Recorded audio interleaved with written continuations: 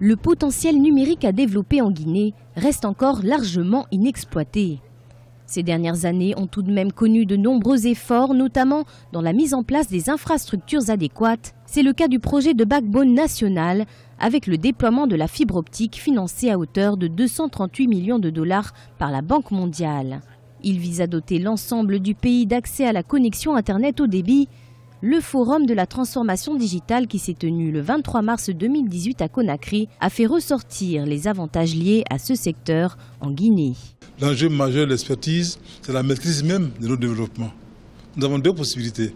Soit nous continuons à être des consommateurs de technologie, soit alors nous avons la capacité de nous les approprier et de mettre en place des technologies adaptées, endogènes, adaptées à nos réalités.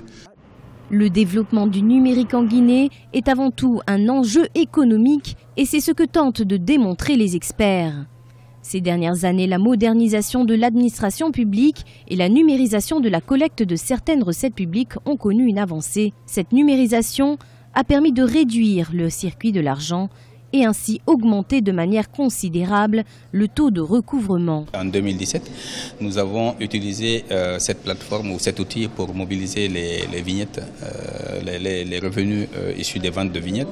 Ça nous a rapporté 3-4 fois plus que ce qui était prévu dans la loi de finances. Les ressources prennent des destinations plutôt retraçables.